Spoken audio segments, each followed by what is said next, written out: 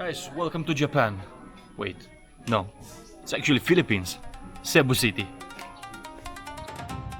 Back to Cebu City, I decided to have a look at some of the attractions in the area, starting with Sachiko's Little Kyoto, located around 30 minutes away from the city.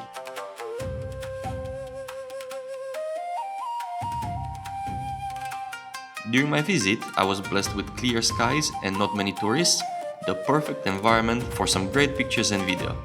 The blend of Japanese aesthetics and the Philippine highlands make it a great place to visit if you're in the area.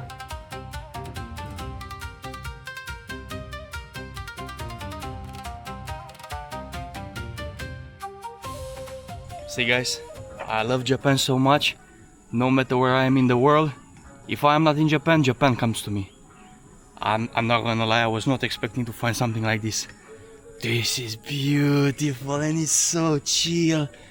Oh, I love it. It's so beautiful. So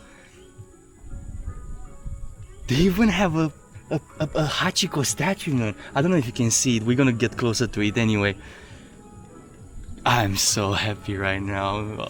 Oh my god, bro! You guys don't understand. I love Japan. I love Japan. I started studying Japanese and all that. To find something like this over here in Cebu Island, man, I'm so happy.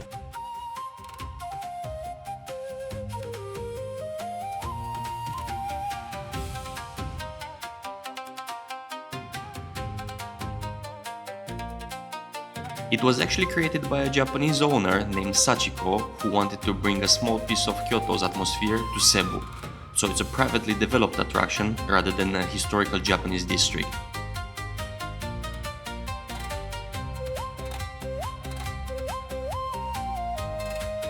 Minasan, irashaimase. O genki desu ka?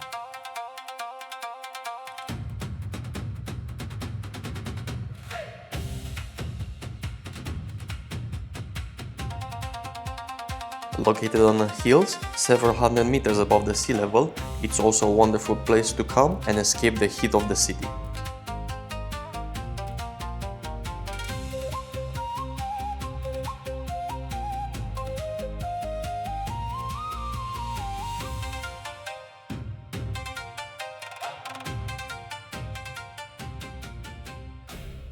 Not too far from Little Kyoto, you will find the wonderful Sirao Gardens, also known as Little Amsterdam of Cebu. The nickname comes from its colorful flower fields and Dutch-inspired features, not because it has any historical connection to the Netherlands. Besides the vibrant flowers, you will find giant sculptures, scenic walkways, and plenty of photo spots, making it one of the most photographed attractions over here in Cebu.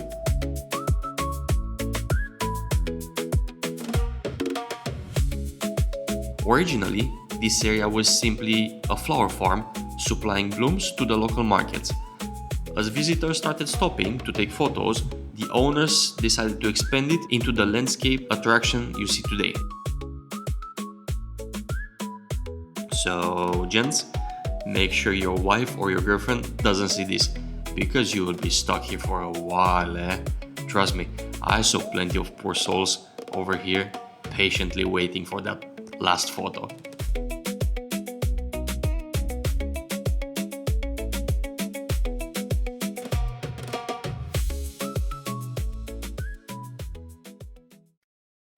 Another incredible place to visit here in Cebu is the Temple of Leah, and out of all the attractions I visited, this one probably has the most heartwarming story. The temple was commissioned by Teodorico S. Adarna Jr. in honor of his late wife, Leah Villa Albino Adarna.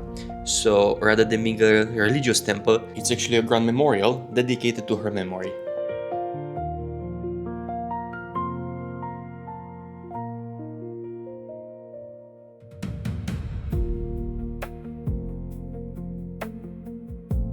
Locals often call it the Taj Mahal of Cebu because both monuments were built by a husband as a lasting tribute to his beloved wife. However, unlike the Taj Mahal, the Temple of Leah isn't a mausoleum.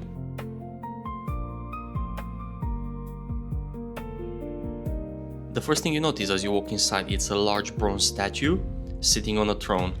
And that's actually Miss Leah. It's meant to symbolize the respect and admiration her husband had for her.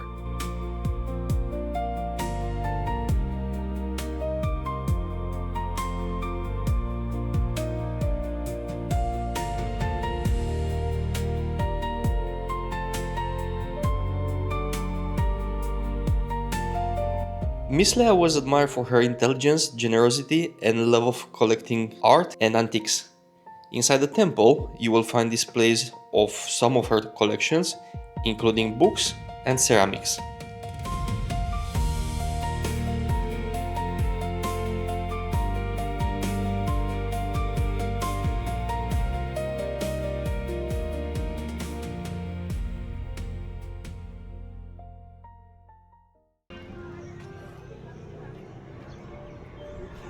You know what? I have to admit, it actually looks more impressive in reality than it does in pictures and videos. I was watching videos about it, right? Because I had to know something about it, but it does look beautiful. Like much better than in the videos. This is quite impressive.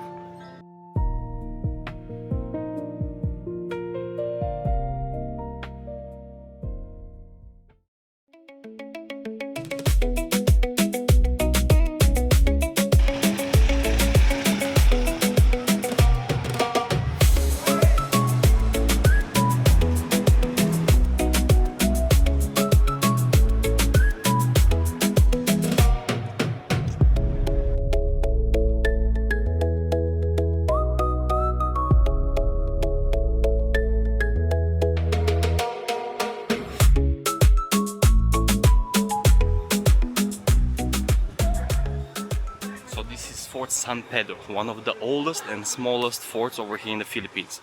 The construction began in 1565 by the first Spanish governor, whose name unfortunately I forgot. To enter you have to pay a mere 30 pesos, it's basically free.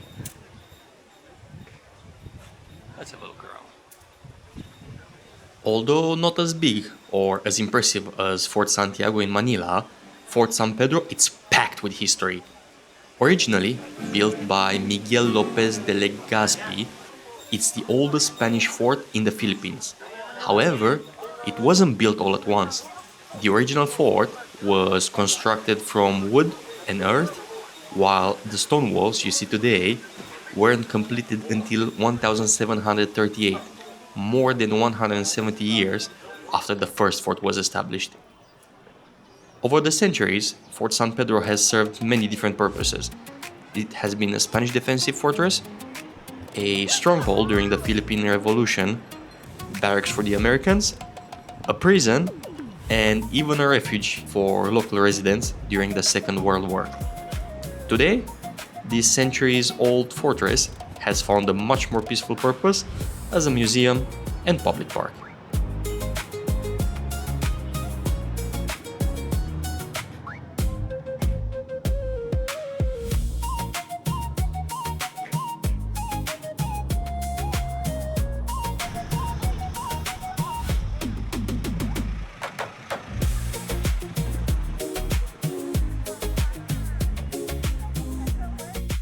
One thing worth mentioning for those of you who want to come over here to Cebu City or Cebu Island in general and visit those wonderful places, with the exception of the fort, guys, make sure you either rent a car or you hire a driver to actually wait for you and drive you around.